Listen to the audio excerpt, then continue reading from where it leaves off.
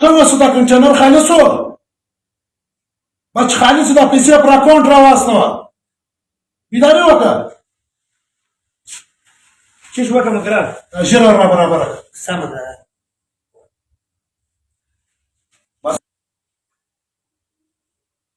یو منټ استاد. الو او پر اکاونټ راواستوه. زما پر اکاونټ باندې ګرځي پیسې راواستوه. بیداري وکړه.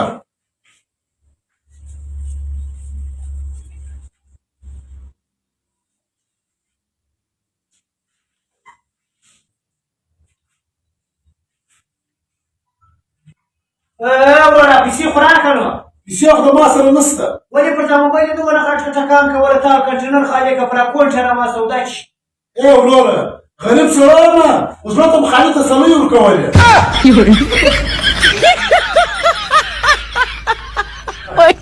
بخیر بخیر مبارک سوی ګاډۍ دې رانیولې. او ترک خانه ګاډۍ خو مې واخیسته نو پیسې ډېرې خدای راکړې نو څه به کړي وی. بېنګ والا له مور وړلې هغه زه دا دغو پیسې څه به کومه په دې مې ګاډۍ واخیستله. نو اوس په شو ولې ګرځه ګاډۍ دې څه کړ؟ یاره پرېکه څونه ساده ولې پټرول نه دي ګران.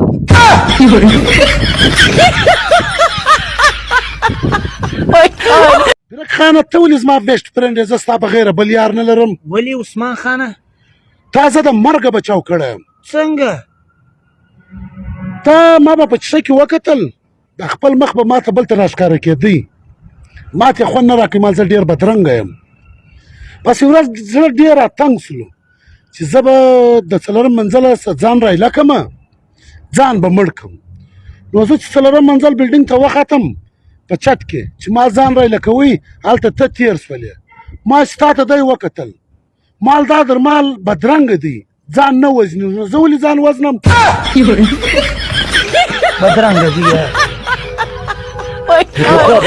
ای عثمانه ته چې شکېږ د لمرڅۍ کې ته ناست یې خپل سوچونه چې پرایله کړي دي سوچونه وایه. ستا دا عمر د سوچو دی چې ته سوچونه وایه. چې شتې ته خو ما دا کیسه وکړه چې ته سوچونه وایه. ترک خانه سوچ پر دې کوئ.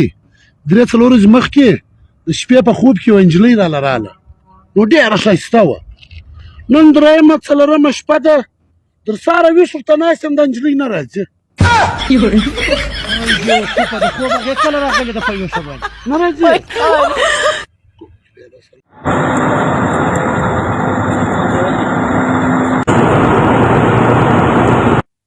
ای کلندره دلته راسه. وروره دا رالمه.